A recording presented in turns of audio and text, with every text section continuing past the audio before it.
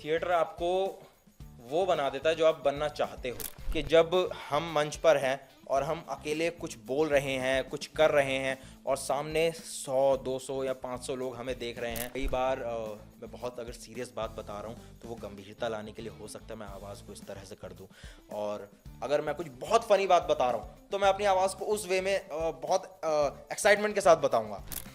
रोटी बेलना शुरू कर दिया और मैं बोल रहा हूँ कि अरे आटा ले आए, अरे जल्दी करो थोड़ा, हाँ आटा इसमें डाल दो, और वो करे जा रहा है। बस हर चीज़ में करियर है यार, मतलब जो भी आप करना चाहते हो ना, हर फील्ड में करियर है, उसमें बस पूरा लगना बहुत ज़रूरी है, उसको पूरा छान लेना बहुत ज़रूरी है। मैंने खुद उस चीज़ को छोड़कर थिएटर को चुना क्योंकि मुझे भरोसा था कि मैं इसे एज प्रोफेशन कर सकता हूँ, पूरी ज़िंदगी कर सकता हूँ, क्योंकि इसमें मैं बोर नहीं होऊंगा।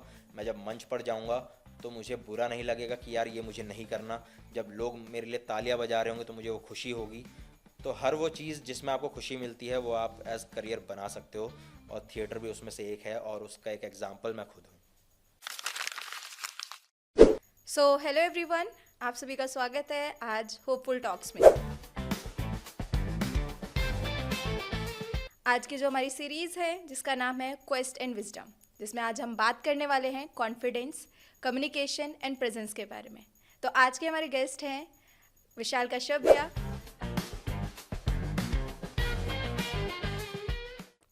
Thank you so much Sukhmani. तो पहले मैं थोड़ा अपने बारे में बता देता हूँ। नाम तो तुमने बता ही दिया, विशाल कश्यप, और एक ऑर्गेनाइजेशन है मेरी जिसका नाम है मंजिल ड्रामेबाज। अब ड्रामेबाज सुनकर कई लोगों को लगेगा कि ये क्या नाम है। तो ये वही नाम है जो बचपन में हमारे मम्मी पापा, हमारे दादा दादी हमें दिया करते थे, ड्रामेबाज, जिसमें हम लोग ड्रामा करते हैं और ड्रामा के माध्यम से समाज में बदलाव लाने की कोशिश कर रहे हैं, बच्चों के जीवन में सकारात्मक बदलाव लाने की कोशिश कर रहे हैं, जिससे वो और आगे बढ़ पाएँ और अच्छे इंसान बन पाए। सो आपने अभी बताया मंजिल ड्रामेबाज के बारे में, तो ऐसा क्या मोमेंट था आपके लाइफ में जब आपने सोचा कि मुझे इस जर्नी पर जाना है या मुझे मंजिल ड्रामेबाज को ज्वाइन करना है? तो जब मैंने थिएटर शुरू किया था ना 2018 में, स्कूल पास करने के 1 डेढ़ साल बाद मुझे बड़ा चस्का था कि मुझे करनी है एक्टिंग। ठीक है, मैंने सुना मंजिल के बारे में, जहाँ पर फ्री थिएटर क्लास होती है। मैंने वो ज्वाइन करी। वहाँ कई अलग अलग नाटक करने को मिले, कई मज़ेदार नाटक करने को मिले, बहुत मज़ा आता था। मतलब मैं रहा हूँ एकदम इंट्रोवर्ट। ठीक है, सरकारी स्कूल में पढ़ा लिखा बच्चा, जो स्कूल में सबसे पीछे बेंच पे बैठता था कई बार, और शांत रहता था। उसका एक कंफर्ट जोन रहता था कि बस उसके 3 4 दोस्त हैं, वही उसका सर्कल है और वही उसकी दुनिया है। घर से स्कूल, स्कूल से घर, फिर घर से ट्यूशन, ट्यूशन से घर, बस यही जीवन था मेरा। मेन जो मैं अपनी इस अपनी बनाई हुई इस दुनिया से बाहर निकला वो था जब मैंने स्कूल पास किया और मंजिल में गया। तो मंजिल में बहुत मज़ेदार नाटक किए।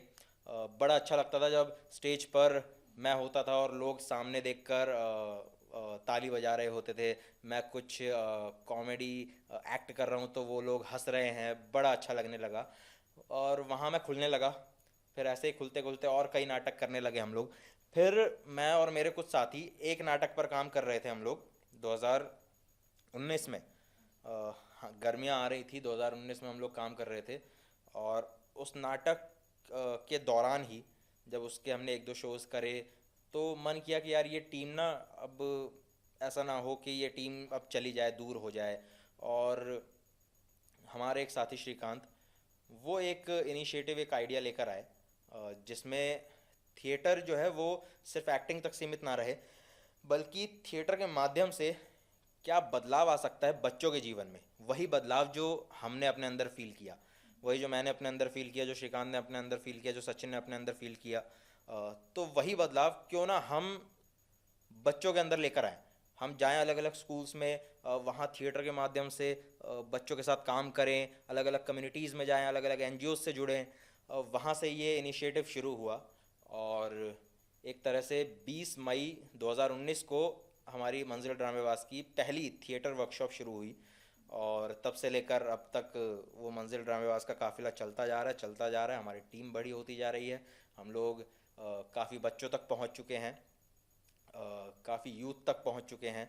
और अभी रिसेंटली लास्ट ईयर 8 मार्च 2025 में हमने मंजिल ड्रामेबाज को रजिस्टर्ड किया है। तो अभी उसका बर्थडे भी आने वाला है। तो ये थी हमारी मंजिल ड्रामेबाज की कहानी। बिल्कुल। आप अभी बता ही रहे थे कि कुछ आपके अंदर बदलाव आए या फिर आप लोगों ने कुछ महसूस किया, आपके जो टीम थी उन्होंने जो चीज़ें सीखी। तो मैं आपसे ये पूछना चाहूँगी, ऐसे कौन से बदलाव थे, फिर ऐसे कौन सी चीज़ें थी जिनके माध्यम से जो स्टूडेंट्स हैं या फिर जिन तक आप रीच आउट कर पा रहे हो, या फिर वो क्या सीख सकते हैं थिएटर से? तो यार थिएटर तो मुझे लगता है ना, जो मैंने एक्सपीरियंस किया है, थिएटर आपको वो बना देता है जो आप बनना चाहते हो अंदर से। वो आपका मन खोल सकता है। मतलब वो मंच की दुनिया, वो थिएटर के लोग, जब आप जब आप सिर्फ अपना जीवन नहीं जी रहे होते हो, आप कई अलग अलग किरदारों का जीवन जी रहे होते हो। वो कहते हैं ना, कि जब हम सामने वाले के जूते में पाँव डालते हैं तभी उस जूते का साइज़ पता लगता है। तो वही चीज़ है थिएटर में, कि जब हम अलग अलग किरदारों को जीते हैं तब उनके अलग अलग पर्सपेक्टिव्स हमें पता लगते हैं, उनकी वो दुनिया हमें पता लगती है। तो वहाँ से हमारा मन जो है खुलने लगता है।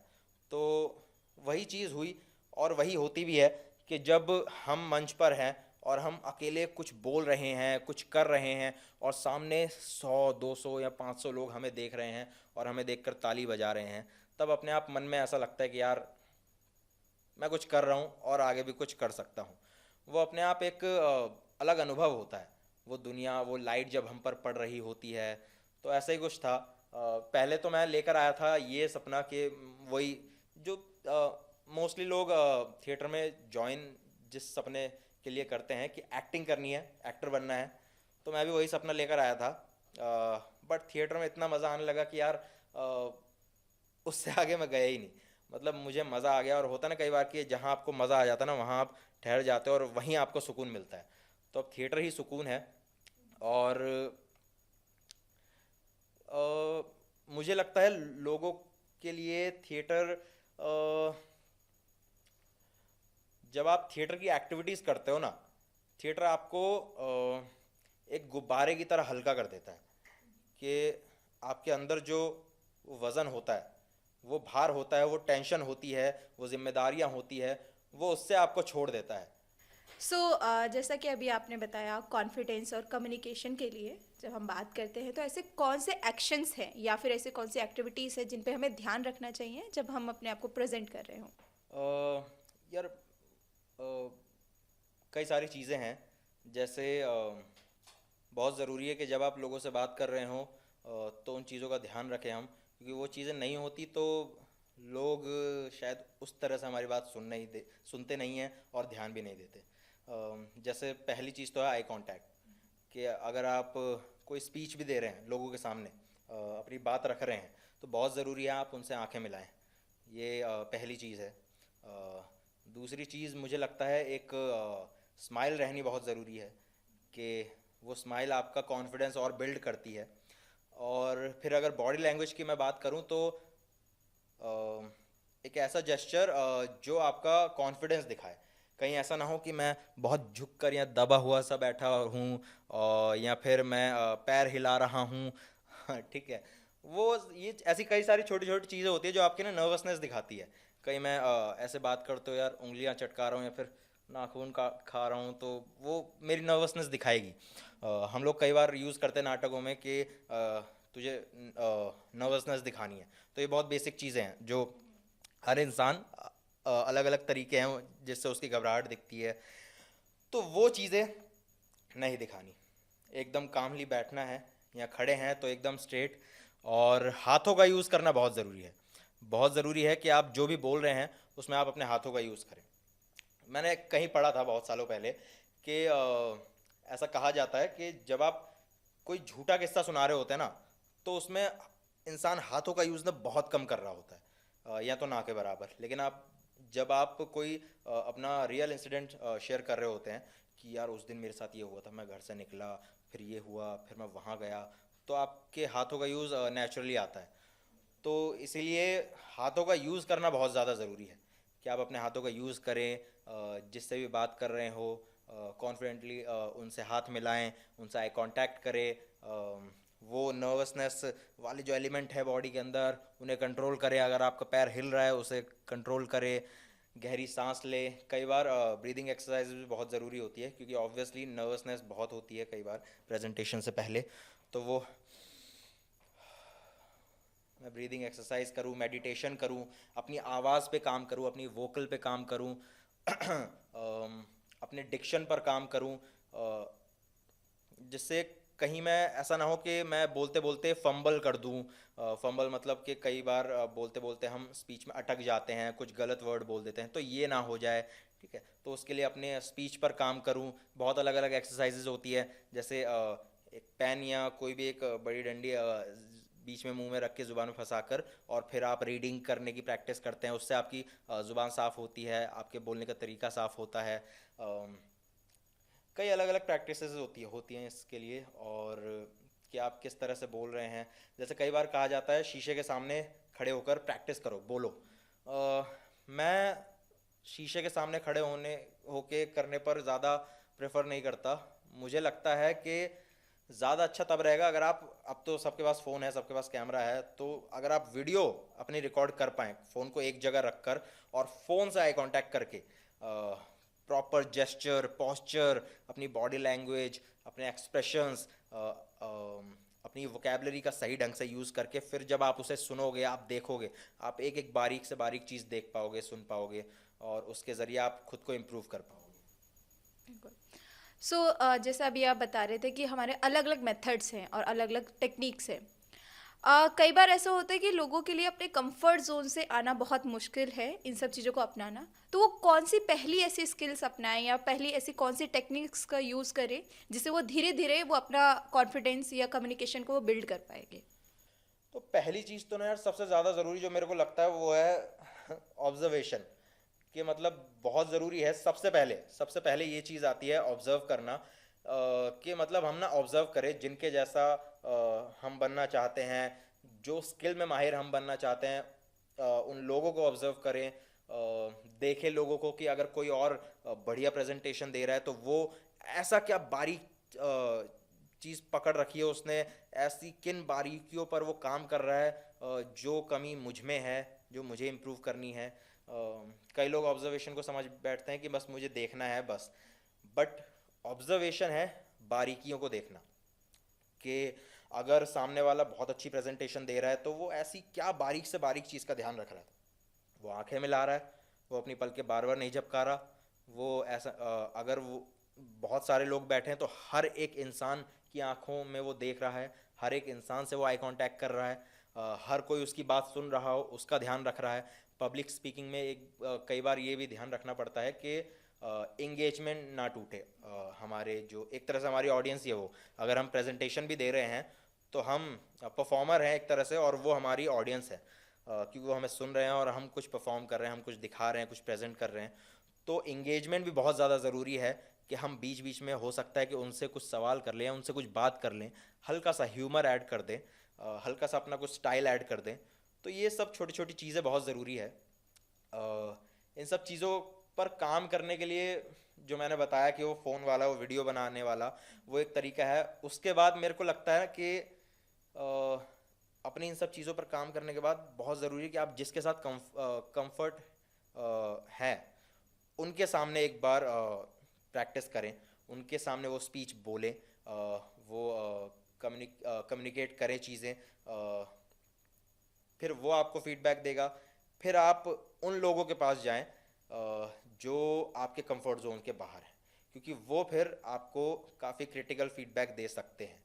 शायद जिनके साथ मेरा कंफर्ट जोन है, मेरे दोस्त हो गए, वो शायद उतना खुल के ना बोलें, उतना सच्ची चीज़ें ना बोलें, लेकिन जो और लोग हैं, मेरे कोई मेंटोर हो गए, मेरे टीचर हो गए, जिनके साथ शायद मेरा उतना कंफर्ट जोन नहीं होगा, तो उनके सामने जाकर मैं बोलूँ, अब कैमरा हट जाएगा, कोई इंसान आ जाएगा, अब मुझे उससे आंखें भी मिलानी है, मुझे बार बार पलकें भी नहीं झपकानी, मुझे अपने शब्दों का भी ध्यान रखना है, मुझे अपने हाथों का भी यूज़ करना है, मुझे अपनी पूरी बॉडी का भी यूज़ करना है, अपने एक्सप्रेशंस का यूज़ करना है। कि कई बार होता है ना, अच्छा एक्सप्रेशंस और डिक्शन वोकेबलरी में आ जाता है कई बार कुछ शब्दों को एम्फोसाइज करना भी, कि हम लोग स्पीच में ऐसा ना रहे कि यार बस सीधा सीधा बोले जा रहे हैं। वो मॉड्यूलेशन बहुत ज़रूरी होती है आवाज़ में, कि कई बार मैं बहुत अगर सीरियस बात बता रहा हूँ तो वो गंभीरता लाने के लिए हो सकता है मैं आवाज़ को इस तरह से कर दूँ। और अगर मैं कुछ बहुत फ़नी बात बता रहा हूँ तो मैं अपनी आवाज़ को उस वे में बहुत एक्साइटमेंट के साथ बताऊँगा। अगर मैं आप लोगों को सीरियस करना चाहता हूँ तो हो सकता है कि उस वक्त मैं अपनी आवाज़ को बहुत गंभीर कर लूँ ताकि बाकी लोग भी सीरियस हो जाएं। तो ये आवाज़ का भी बहुत गहरा खेल है कि वो लाइन जो है सीधी ना चलती रहे आवाज़ की, वो टोन ऊपर नीचे होता रहे, ठीक है, कई बार फास्ट लो होता रहे। ये बहुत सारी चीज़ें हैं क्योंकि तीन चीज़ों से हम अपने आप को प्रेजेंट कर रहे हैं। फेशियल एक्सप्रेशंस, अपनी बॉडी लैंग्वेज जिसमें जेस्चर पोस्चर भी आ जाता है, तीसरा है हमारी आवाज़। तो इन तीनों चीज़ों पर काम करना बहुत ज़रूरी है और इन छोटे मोटे तरीकों से, एक्सरसाइजेस से हम लोग उस पर काम कर सकते हैं। सो आपने कम्युनिकेशन और कॉन्फिडेंस के ऊपर बहुत सारी टिप्स बताई हैं। साथ ही साथ जैसे आपने बताया कि आप फैसिलिटेशन भी करते हैं, तो हमारे जो टीचर्स हैं, फैसिलिटेटर्स हैं और जो लीडर्स हैं, वो अपने सर्कल में या अपनी क्लासरूम में ऐसी कौन सी टिप्स या कौन सी ऐसी एक्टिविटीज़ लेके जाए ताकि वो अपने बच्चों को जो उनके साथ पढ़ रहे हैं उनका कॉन्फिडेंस और कम्युनिकेशन को और इम्प्रूव कर पाए। यार बच्चों के साथ काम करने में बड़ा मज़ा आता है। स्पेशली बच्चों को जब एज टीचर या एज फैसिलिटेटर हम सिखाते हैं या एज टीम हम अपने टीम मेंबर्स पर काम करते हैं, इन सब चीज़ों में मुझे बड़ा मज़ा आता है। तो बहुत सारी अलग अलग एक्टिविटीज़ हैं जिसमें से मुझे लगता है एक है इम्प्रोवाइजेशन। इम्प्रोवाइजेशन थिएटर में बहुत यूज़ किया जाता है, बट वो बियॉन्ड थिएटर भी बहुत ज़्यादा यूज़ होता है। इम्प्रोवाइजेशन का सीधा मतलब है कि आसान भाषा में कि कुछ भी ऐसा कर देना या बोल देना जो चीज़ पहले से फिक्स नहीं है, स्क्रिप्टेड नहीं है। तो ऐसा थिएटर में कई बार होता है कि हम ऑन द स्पॉट स्टेज पर कई कुछ डायलॉग बोल देते हैं, इम्प्रोवाइज़ कर देते हैं।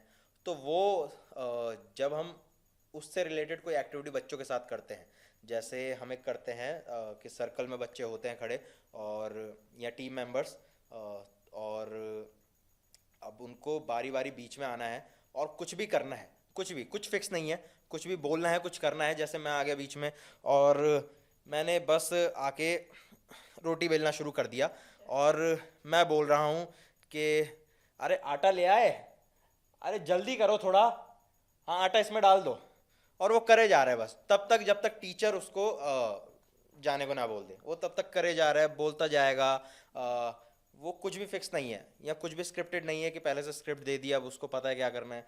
वो ऑन द स्पॉट करे जा रहा है, बनाया जा रहा है। अभी जैसे मैंने भी जो किया वो भी फिक्स नहीं था। तो वो इम्प्रोवाइजेशन से उनका दिमाग जो है वो थोड़ा खुलेगा, मन खुलेगा, आवाज़ खुलेगी, बॉडी खुलेगी कि मुझे किस तरह बोलना है, किस तरह करना है। कम्युनिकेशन जो है वो बिल्ड होगा क्योंकि कई बार हम जब जाते हैं ना किसी से बात करने, हम सोच के जाते हैं कि मैं जाऊं ऐसे बात करूं, ये बात करूं, वो चीज़ जो है कम होगी। बच्चों को किस तरह से आपस में बात करनी है, किस तरह से अलग अलग किरदार जो दुनिया में हैं वो किस तरह से आपस में बात करते हैं, वो उस मामले में बच्चों का दिमाग जो है काफ़ी खुलेगा। इसके अलावा मुझे लगता है एक है इमोशंस को लेकर कई एक्सरसाइजेज हैं जिसमें मान लो 3 इमोशन नाम की एक एक्सरसाइज है जिसमें बच्चों को आप बोल दो कि कोई भी एक सेंटेंस सोच ले, या अगर आप एज टीम लीडर अपनी टीम के साथ कर रहे हैं तो अपनी टीम मेंबर्स को बोल दो कि कोई भी एक लाइन सोच लें, और कोई भी एक लाइन, कोई भी एक वाक्य, कोई भी एक सेंटेंस, और अब आपको उस सेंटेंस को 3 अलग अलग इमोशंस में बोलना है। बेसिक इमोशंस लेते हैं कि आपको बहुत खुश होकर भी वो वही सेम लाइन बोलनी है, वही सेम लाइन आपको बहुत दुखी होकर बोलनी है, और वही सेम लाइन आपको बहुत गुस्से में बोलनी है। अब उससे बच्चों का जो है दिमाग काफ़ी सोचेगा कि मुझे किस तरह से ये डायलॉग, ये लाइन जो है बोलनी है। इससे वो लोग सोच पाएंगे कि जब वो अलग अलग इमोशंस फील करते हैं तब वो किस तरह कम्युनिकेट कर रहे होते हैं, इमोशन को किस तरह रेगुलेट करना ज़रूरी है, किस तरह मैं पहचान सकता हूँ कि मेरे अंदर क्या भाव चल रहा है, उस भाव में मैं किस तरह बोल रहा हूँ। क्या मैं बहुत गुस्से आ रहा है तो मैं बहुत फास्ट बोल रहा हूँ, बहुत तेज़ बोल रहा हूँ, बहुत लाउड हो जा रहा हूँ। अगर मैं बहुत खुश हूँ तो मैं किस तरह बात कर रहा हूँ, क्या मेरी आवाज़ बहुत खिलखिला रही है। अगर मैं बहुत दुखी हूँ तो क्या मेरी आवाज़ बहुत लो हो रही है, मेरी एनर्जी लो हो रही है। ये सब उन्हें समझ आएगा। उन्हें समझ आएगा कि अपने इमोशंस को कैसे रेगुलेट करना है, किस तरह अपने इमोशन को सामने कम्युनिकेट करना है, किस तरह अपनी बात को सही ढंग से रखनी है।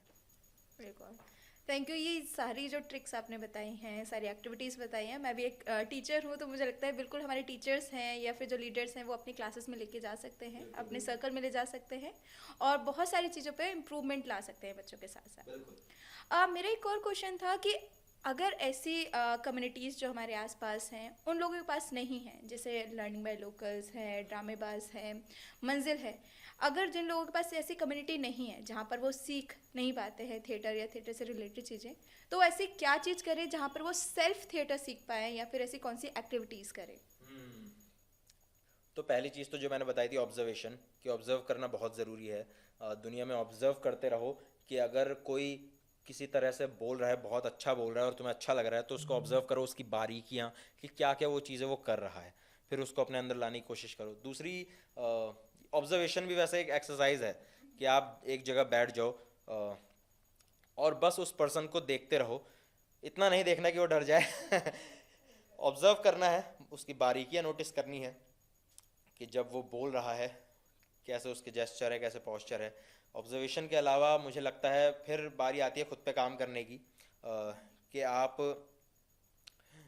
किसी भी एक पर्सन को बिठा ले अपने सामने और अब आपको कुछ भी बोलना है, बोलते जाना है। आप कोई अपना इंसिडेंट सुना दें, अपनी कोई पुरानी स्टोरी सुना दें, या पूरे दिनचर्या सुना दें कि आज सुबह मैं उठा, अभी तक मैंने क्या क्या किया, और उस दौरान आपको उससे आंखें मिलाए रखनी है, आपको अपने हाथों का भी यूज़ करना है, आपको स्माइल भी रखनी है, इन सब चीज़ों का ध्यान रखना है। इसके अलावा वोकल की काफ़ी सारी एक्सरसाइज, जैसे मैंने एक बताया पेन मुंह में रखकर। इसके अलावा है वोवल्स का हम लोग यूज़ करते हैं। वोवल्स जो है AEIOU, उससे रिलेटेड है कि आप कोशिश करें कि आप, वो कहते हैं ना थिएटर में पेट से बोलना चाहिए तो पेट से एक्चुअली बोलना नहीं होता, पेट से फोर्स लगाना होता है। हमारी जो सांस आ रही होती है, उसका जो फोर्स आ रहा होता है वो पेट से आए, ये हमारी कोशिश होनी चाहिए। उसके लिए एक्सरसाइज है, क्योंकि जब पेट से फोर्स आता है तो हमारी आवाज़ में अपने आप एक बेस आता है, एक एनर्जी आती है। उसके लिए आप सीधे लेट सकते हो पीठ के बल, आप अपनी सांस पर काम कर सकते हो, कि जब आप सांस लो और छोड़ो तो पेट से लो और पेट से ही छोड़ो, कि जब आप सांस ले रहे हो तो आपका पेट फूले, अगर नहीं फूल रहा तो उसे ज़बरदस्ती फुलाएं, और जब सांस छोड़ रहे हो तो पेट दबे। वो आपकी हैबिट में आएगा, आपकी हैबिट में आएगा कि जब आप बोलेंगे, आप जब लाउड बोलेंगे, आप जब कुछ भी प्रेजेंट कर रहे होंगे, तो अपने आप फोर्स जो है वो ज़्यादा पेट से आएगा। आप ओम चैंटिंग कर सकते हैं, उससे भी आपकी आवाज़ में जो है एक वाइब्रेशन आती है, एक बेस आता है। उसके अलावा आप अपने जेस्चर एंड पोस्चर के लिए एक्सरसाइज कर सकते हैं, कि मान लो मुझे कोई बात कम्युनिकेट करनी है किसी से, मैं उसके लिए अपनी आवाज़ का यूज़ नहीं करूँगा, अपने एक्सप्रेशंस का भी यूज़ नहीं करूँगा, मैं अपने चेहरे पर कपड़ा बांध सकता हूँ, बोलूँगा कुछ नहीं। अब मुझे अपनी बात जो है अपने हाथों से कम्युनिकेट करनी है सामने, तो ये एक्सरसाइज बड़े काम आती है कि अपने हाथों का किस तरह से यूज़ करना है, वो भी हैबिट में। मुझे लगता है ये आर्ट फॉर्म जो है, ये सारा खेल जो है इसमें हैबिट का होता है, कि जब आप रेगुलर करते जाते हैं ना, वो प्रैक्टिसेस करते जाते हैं, तो वो आपकी हैबिट में आने लगता है। कि जब अगर मैं प्रैक्टिस कर रहा हूँ रोज़ मुंह में पेन रख के रीडिंग करने की, तो वो मेरी हैबिट में आएगा, कि हाँ वो अपने आप मेरी ज़ुबान जो है साफ़ होती जाएगी। जब मैं प्रैक्टिस कर रहा हूँ, रोज़ वीडियो बना रहा हूँ और अपने आप को प्रेजेंट कर रहा हूँ, कुछ भी बोल रहा हूँ, कोई कहानी सुना रहा हूँ, रोज़ वो देख रहा हूँ, तो रोज़ मुझे कुछ ना कुछ कमी दिख रही है। आज जो कमी दिख रही है, 10 दिन बाद वो कमी जो है काफ़ी कम हो चुकी होगी, ठीक है, और कई दिन बाद और कम हो चुकी होगी, और कई दिन बाद और कम हो चुकी होगी। तो ये अगर हम रोज़ करते जाएंगे, हमारी हैबिट में आता जाएगा और उस हिसाब से इम्प्रूव होता जाएगा। बिल्कुल बिल्कुल सही कहा आपने। इसी से रिलेटेड मेरा एक क्वेश्चन है कि आज की जनरेशन जो है, आपने देखा होगा कैमरे के सामने वो इजीली बोल पाते हैं, चीज़ें कर पाते हैं, बट स्टिल जो पेरेंट्स हैं उनका एक माइंडसेट है कि क्या इसमें करियर हो सकता है, या फिर जो एक्टिंग कर रहे हैं या थिएटर कर रहे हैं। तो आपका क्या ओपिनियन है, जो लोग ये चीज़ें सीख रहे हैं, थिएटर को सीखना चाहते हैं, अपना करियर देखना चाहते हैं, तो क्या स्कोप है इसके अंदर? तो यार पहले मेरा माइंडसेट भी ना ऑनेस्टली ये था कि मैंने क्योंकि बहुत लोगों से सुना है कि थिएटर में ना करियर नहीं है कुछ कई लोग थिएटर ज्वाइन इसलिए करते हैं कि वही एक्टर बनना है, मुंबई जाना है। सही है वो भी, बिल्कुल करना चाहिए। फर्स्ट मोस्टली मैंने यही देखा है कि मुझे थिएटर करना है क्योंकि मुझे ना एक्टर बनना है, एक्टिंग करनी है, मुझे मुंबई जाना है। बिल्कुल सही। तो पहला तो यही है, आप एक्टर बन सकते हो। दूसरा, आज के टाइम पर तो यार सोशल मीडिया क्रिएटर का भी बहुत शौक हो रहा है, तो आप क्रिएटर बन सकते हो। अ, और उसके अलावा मुझे लगता है कि थिएटर जो है ना, वो सिर्फ आपको एक्टिंग नहीं सिखाता, वो एक्टिंग के बियॉन्ड बहुत सारी चीज़ें सिखाता है। ऐसी चीज़ें जो आजकल लोगों को सीखना बहुत ज़्यादा ज़रूरी है, स्पेशली बच्चों को सीखना। क्योंकि बच्चे हम सभी जानते हैं कि बच्चे एक तरह से अगर ये दुनिया एक गार्डन है तो बच्चे पौधे हैं जो आगे चलकर पेड़ बनेंगे, और इस दुनिया को फल देंगे, छाया देंगे। तो उन पौधों को बहुत अच्छे से सींचने का काम थिएटर कर सकता है।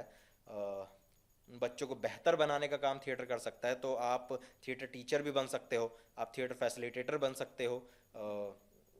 आपको पढ़ाई पूरी करनी है, ग्रेजुएशन करनी है, फिर मास्टर्स करनी है थिएटर में, और मुझे लगता है मास्टर्स एंड पीएचडी ये सब करने के बाद जो है आपको एक अच्छी जॉब मिल सकती है as theatre teacher, as theatre trainer, as theatre facilitator. आप एक बढ़िया उम्दा आर्टिस्ट बन सकते हो, डायरेक्टर बन सकते हो। अगर आप थिएटर में लिखते हो तो राइटर बन सकते हो। थिएटर में सिर्फ एक्टिंग नहीं है, थिएटर जैसे कि मैंने स्टार्टिंग में बताया था एक अम्ब्रेला है, और उसके अंदर कई छोटी छोटी चीज़ें आती हैं। अभिनय आता है, डांस आता है, सिंगिंग आती है, राइटिंग आती है, डायरेक्शन आता है, तो कई सारी चीज़ें। और उन सब में से आपकी पकड़ किस एक चीज़ में मजबूत हो रही है, आप उसको आगे लेकर जा सकते हो। तो वो मुझे लगता है कई बार जो लोग कहते हैं ना कि थिएटर में करियर नहीं है, मुझे लगता है कि आपने अभी तक थिएटर को ठीक से देखा नहीं है, आपने शायद दूर दूर से देखा है। तो बहुत ज़रूरी है कि थिएटर को पहले देखो, जानो। और हर चीज़ में करियर है यार, मतलब जो भी आप करना चाहते हो ना, हर फील्ड में करियर है। उसमें बस पूरा लगना बहुत ज़रूरी है, उसको पूरा छान लेना बहुत ज़रूरी है। फिर जितना उसमें घुसोगे, मुझे किसी ने कहा था कि थिएटर ने एक तपस्या है, हर आर्ट फॉर्म एक तपस्या है, और जितना तप करोगे उतना ज़्यादा आपको फल मिलेगा। तो वही बात है, बहुत छानो। हो सकता है कई चीज़ें ऐसी हो जो अभी शायद मुझे भी ना पता हो, जो शायद अभी इस ज़िंदगी की इस सफ़र में मुझे भी आगे पता लगे। तो वही बात है। और थिएटर को जर्नी बनाने वाला एक एग्ज़ाम्पल तो मैं खुद हूँ, जो 2018 से थिएटर कर रहा है। 2018 से 2026 8 साल हो चुके हैं, और आज अच्छा पैसा कमा रहा हूँ, थिएटर को ही फुल टाइम कर रहा हूँ, और मेरे पेरेंट्स मुझ पर गर्व भी करते हैं। हाँ, एक टाइम वो भी था जब वो भी बहुत डाउट करते थे, कहते थे बेटा ये सब छोड़ दे। वो यहाँ तक कि मेरे पापा बोलते थे कि बेटा सरकारी नौकरी की तैयारी कर, सरकारी नौकरी कर। और शायद मैं ना कर भी लेता, या शायद किसी रिश्तेदार की मदद से पापा जो है लगवा भी देते, सिफारिश वगैरह से। बट मैंने खुद उस चीज़ को छोड़कर थिएटर को चुना, क्योंकि मुझे भरोसा था कि मैं इसे एज प्रोफेशन कर सकता हूँ, पूरी ज़िंदगी कर सकता हूँ, क्योंकि इसमें मैं बोर नहीं होऊंगा। मैं जब मंच पर जाऊँगा तो मुझे बुरा नहीं लगेगा कि यार ये मुझे नहीं करना। जब लोग मेरे लिए तालियां बजा रहे होंगे तो मुझे वो खुशी होगी। तो हर वो चीज़ जिसमें आपको खुशी मिलती है वो आप एज करियर बना सकते हो, और थिएटर भी उसमें से एक है, और उसका एक एग्जाम्पल मैं खुद हूँ। सो थैंक यू भैया इतनी सारी चीज़ें हमारे साथ शेयर करने के लिए। मैंने भी बहुत सारी चीज़ें सीखी। आज जाने से पहले मैं चाहूँगी अपने आप को कुछ थॉट्स शेयर कर पाए हमारी ऑडियंस के साथ। हाँ, देखो, मुझे ऐसा लगता है कि मैंने खुद को देखा है हमेशा से कि जब इतना शांत रहने वाला बच्चा, इतना डरा सा रहने वाला बच्चा, सा बच्चा अगर अपनी लाइफ में कुछ कर सकता है, अपने सपने पूरे कर सकता है, जो वो करना चाहता था वो कर सकता है, तो आप भी कर सकते हो। थैंक यू विशाल भैया अपने इतने सारे थॉट्स शेयर करने के लिए, हमें इतनी सारी चीज़ें सिखाने के लिए। मैंने भी बहुत सारी चीज़ें सीखी। और थैंक यू हमारे दर्शकों का, आज वो हमारे साथ बने रहे होपफुल टॉक्स के इस सीरीज़ में। तो जल्दी मिलते हैं नेक्स्ट एपिसोड में।